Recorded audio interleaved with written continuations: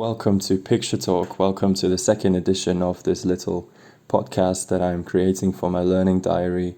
And today I would like to focus on narratology, which I already referred to 2 weeks ago in the learning diary into mind maps, but I would like to elaborate on that. And for this, I would like to refer to the same movie that I already previously referred to in one of those mind maps, which is Spirited Away. And there really is a lot that I could analyze and get into with this movie.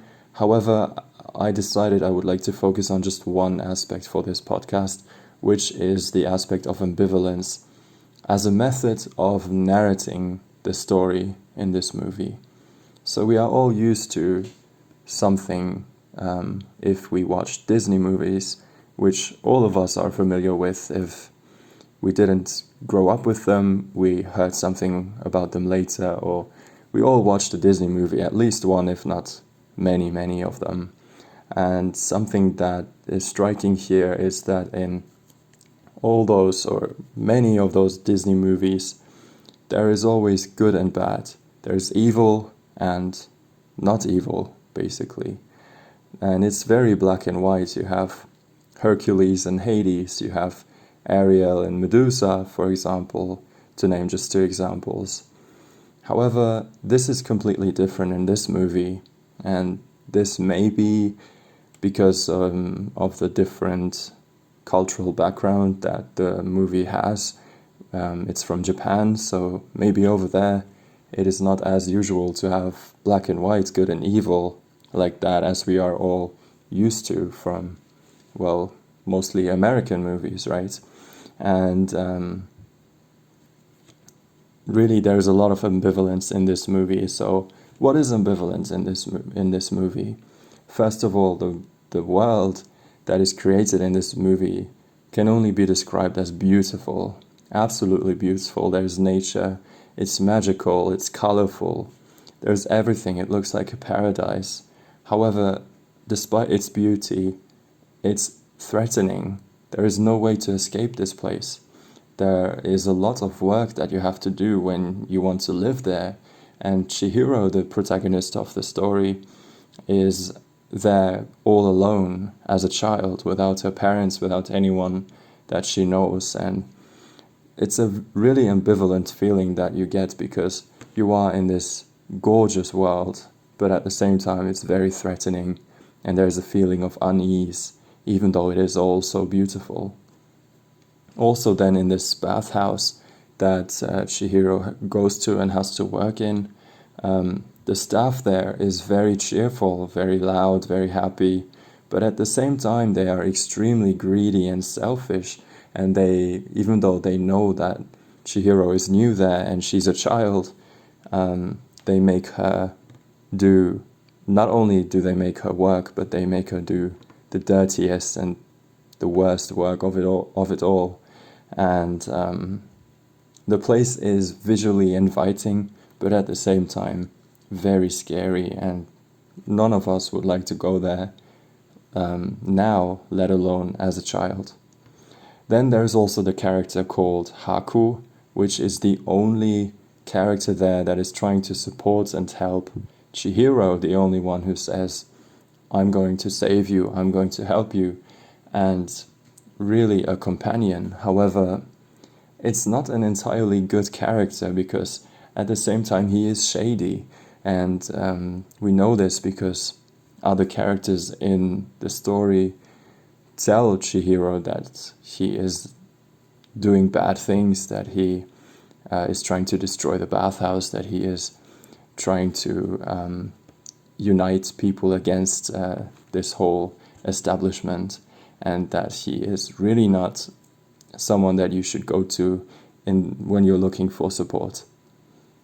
So again, a very ambivalent character, who's the only one who's helping her, the only support, but at the same time shady and mysterious. Then there's the character No Face, who for most of the movie is really terrible and threatening and scary, really. When I watched the movie as a child, I was extremely scared, and well, you could argue No Face even tries to kill Chihiro at one point. But then towards the end of the movie, suddenly he becomes this really kind, sweet, and charming character who's helping Chihiro, and he completely changes. And again, a very ambivalent character here. Then there's the witch called Yubaba, the owner of the bathhouse, you could say. And here you could say this is a classical villain. Like, say, when I said Hercules and Hades, that would be Hades, or Medusa. But is that really the case? So you might think so for most of the movie and when you first see her. But in the end of the movie, when Chihiro is leaving, she refers to her by saying Granny.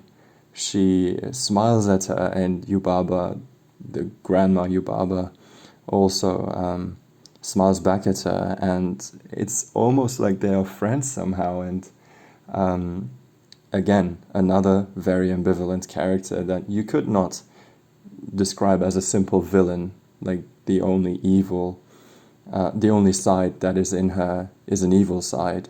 You could not say that. And really, in this entire story, there is no villain, and the story works and is successful without a villain. And that to me is striking, that the movie is so successful and so impactful without having good and bad, without having any evil, really. And why, you could wonder, why did the producers of this movie decide that they do not want good and bad, like we have it in so many movies. And I thought about this for a while, and I came to the conclusion that it is helping us as viewers, as people who watch the movie, to think about the world, to reconsider who we think really is the evil. Because when we start watching it, you might think the witch Yubaba is evil, but then we are forced to reconsider. We are forced to make up our minds, and we come to the conclusion that the world isn't black and white. The world is much more complex.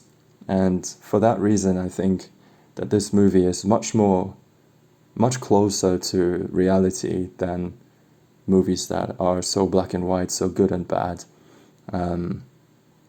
And I really think that this is a good way, a very impactful way to get all of the viewers to really think about what they are witnessing.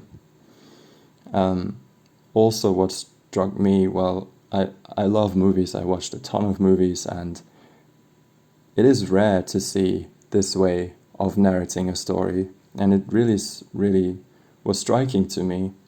And what this showed me, and I guess this is the conclusion of this podcast, is that there really isn't good and evil in reality, or very rarely is anyone only evil or only good. And why should we then have that in movies when reality rarely is like that?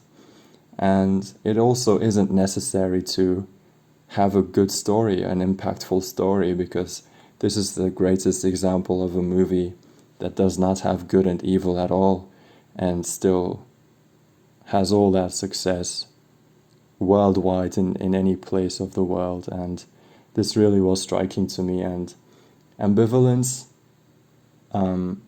really is a good way of narrating stories, and I really found this to be a good addition to all the things that we discussed concerning narratology. And that was this week's podcast. I'm not sure if there will be more.